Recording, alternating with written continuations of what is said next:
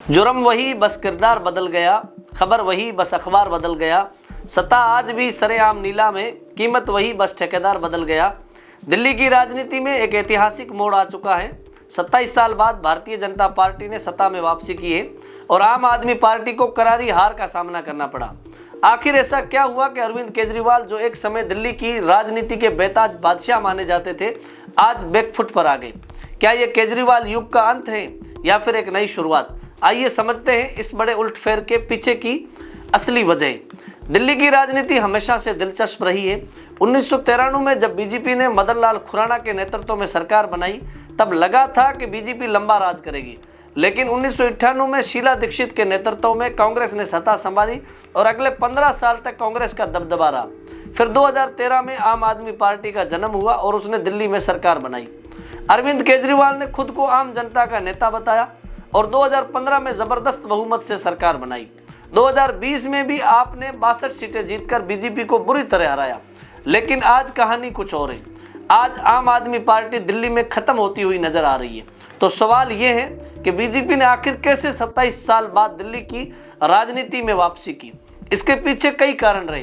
पहला है Modi factor. PM Modi की लोकप्रियता का असर दिल्ली में भी दिखा। मोदी सरकार की केंद्रीय योजनाओं का फायदा दिल्ली के मतदाताओं तक पहुंचा और बीजेपी की ग्राउंड लेवल रणनीति का उसे फायदा मिला। इसके साथ ही booth level management, micro planning, social media campaign और डिजिटल प्रचार का इस्तेमाल और हिंदुत्व के मुद्दे ने भी बीजेपी की वापसी में मदद की। बीजेपी ने जय श्री राम और विकास को मुख्य एजेंडा बनाया। आपको मुस्लिम तुष्टीकरण का समर्थक बताकर हिंदू वोटरों को लाभबंद किया। फ्रीबरी कल्चर के खिलाफ माहौल बना दिया। अब बात करते हैं कि आम आदमी पार्टी की हार क्यों हुई। आखिर 62 सीटों से सीधी ऐसी स्थिति में क्यों आ गई कि बीजेपी ने उसे पछाड़ दिया? पहला है शराब नीति घोटाला।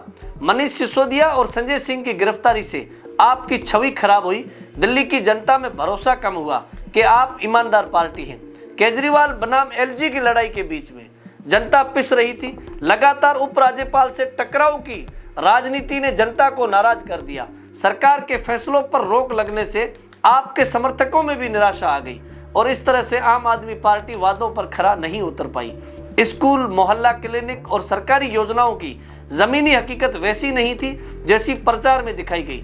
फ्री बिजली, पानी अब उतना असरदार मुद्दा नहीं रहा, जिससे केजरीवाल की व्यक्तिगत छवि को नुकसान पहुंचा और जनता ने मोदी विरोध को नकार दिया। अब सबसे बड़ा सवाल यह है कि आप दोबारा वापसी कर पाएगी? क्या कांग्रेस भी मैदान में आएगी या फिर दिल्ली की राजनीति अब पूरी तरह से बीजेपी के हाथ में चली गई?